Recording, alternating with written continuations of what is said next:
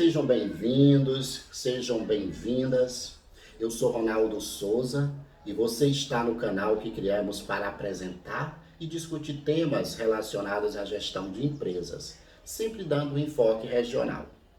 Este é o segundo vídeo da série LGPD e nele discutiremos a jornada do setor de TI para se adequar e promover as compatibilizações necessárias para atender à segurança de dados, segurança de TI e a segurança de privacidade, a que se refere a lei. Para começarmos, é necessário revisitarmos alguns preceitos da LGPD que vimos no primeiro vídeo da série. Pois a Lei Geral de Proteção de Dados, ela não é uma entidade exclusivamente brasileira. Eu diria até que muito pelo contrário, ela é um espelho da lei europeia. E essa legislação, ela surge para disciplinar a captura, a guarda, o uso e o descarte dos dados de pessoas físicas, aquelas que têm CPF, as pessoas naturais, como define a lei. Independente de como você vai capturar esses dados, se vai ser de forma eletrônica ou em folhas de papel. Neste vídeo, no entanto, falaremos com as empresas que utilizam sistemas informatizados para fazer os controles dos dados previstos em lei. Para iniciarmos a jornada de TI, no cumprimento do que prevê a LGPD, é necessário observar que a empresa tem que ter um parque tecnológico seguro, ela tem que ter ferramentas de proteção que resguarde de ataques internos e externos o seu banco de dados, ela tem que ter controles internos para evitar o mau uso de maneira propositada ou involuntária dos dados por ela coletados. A empresa precisa também de uma política de segurança de informação estruturada e aplicada, ou seja, a organização ela precisa ter controles físicos e lógicos que possam garantir a integridade, a confidencialidade e a disponibilidade dos dados por elas geridos. Caso não tenha isso, precisa ser providenciado antes de se falar em segurança de privacidade, como a LGPD prevê. A LGPD reforça que os dados de pessoas naturais pertencem a elas, não às empresas, e por isso as organizações elas necessitam desses mecanismos de controles para dar sustentação à segurança dos dados de identificação ou que identificam as pessoas. Como vimos no primeiro vídeo da série, os dados que identificam uma pessoa são as informações contidas nos seus documentos pessoais, por exemplo.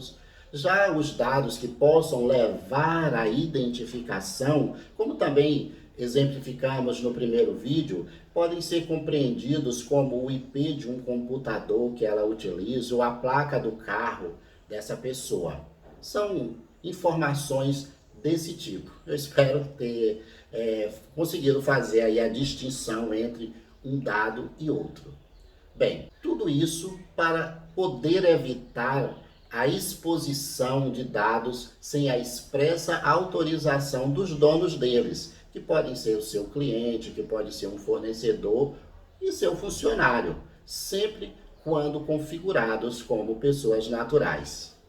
Como vimos anteriormente, a empresa ela precisa garantir a segurança dos dados, ela precisa, caso utilize, de uma rede de computadores seguras e ela também precisa ter profissionais capacitados para poder gerir todo esse ecossistema de ferramentas, softwares e procedimentos que vão garantir uma infraestrutura adequada para hospedar o sistema de gestão da empresa. Tudo isso de maneira segura, propiciando, como já dissemos, a integridade, a confidencialidade e a disponibilidade dos dados naturais, sempre observando a ética e a legalidade.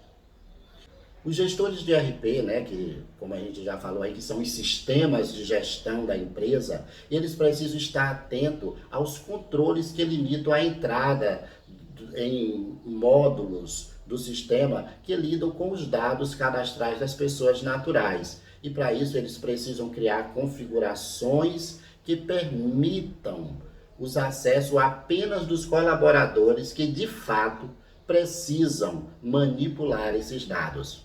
E aqui eu peço uma atenção especial para os dados sensíveis, pois muitas vezes existem colaboradores que precisam acessar os dados cadastrais de uma determinada pessoa natural, mas ele não precisa acessar os dados sensíveis. E o RP que você for trabalhar, ele precisa prever esse tipo de configuração. A mesma atenção precisa ser dada ao acesso aos relatórios que trabalham com os dados cadastrais das pessoas. E aqui eu coloco mais um lembrete. Os colaboradores que tiverem permissão para acessar os dados, eles precisam ter todo um cuidado com telas do computador em aberto, de deixar os relatórios de forma acessível para que outras pessoas possam ter conhecimento desses dados. Então eles precisam ter muito cuidado como vão manipular esses dados. Mas isso é um assunto que certamente o RH vai tratar quando estiver capacitando as pessoas para essas novas funções e essas novas responsabilidades.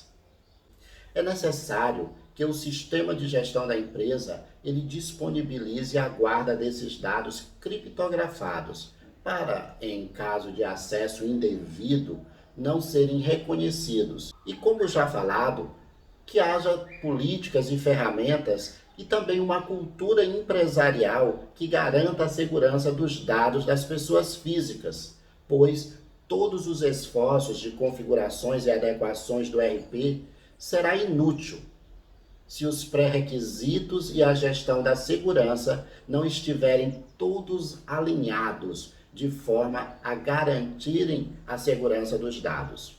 O sistema de gestão, ele também deverá dispor de uma ferramenta que permita auditorias internas para poder verificar esses dados de maneira automatizada. Tudo isso para facilitar a identificação de um vazamento, as suas causas e até mesmo o autor, para uma mitigação de risco e a correção de processo que permita o restabelecimento da segurança no menor espaço de tempo possível.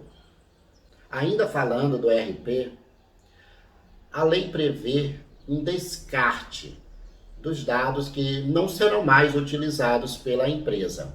Mas aqui nós precisamos fazer algumas considerações. A LGPD não sobrepõe nenhuma legislação já existente.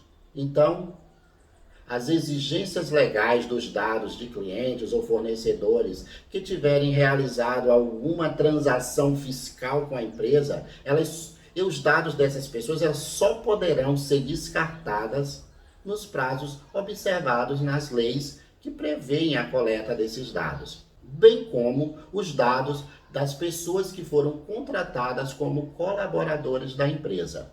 Esses dados só poderão ser descartados nos tempos observados pela legislação específica. No entanto, os dados de prospects, de leads, de candidatos a uma vaga de emprego, eles devem ser descartados sempre que solicitados. E também a empresa precisa dispor de um processo, de um procedimento que permita essa exclusão de dados, inclusive com geração de comprovante que de fato foram excluídos. Esses comprovantes eles deverão ser repassados para o solicitante da exclusão e também devem ser guardados para a comprovação que o procedimento foi realizado, porque a qualquer tempo a empresa pode ser questionada sobre a devida exclusão. Tudo o que temos falado até aqui promoverá uma mudança na cultura da empresa em relação aos tratamentos dos dados das pessoas naturais e da própria gestão de segurança de TI e também da segurança de privacidade. Mas ainda precisamos alertar que, a partir da LGPD, todos os projetos de TI que possa alcançar de alguma maneira dados de pessoas físicas, esses projetos devem ser submetidos ao encarregado de dados, que é uma figura prevista em lei e que o mercado tem chamado de DPO, sobre o qual trataremos no 5º vídeo dessa série. Todo TI deverá dispor de protocolos para observar o cumprimento da LGPD, pois geralmente ele dá suporte a diversos setores e usuários que terão acesso à captura, à manipulação e à guarda dos dados das pessoas naturais.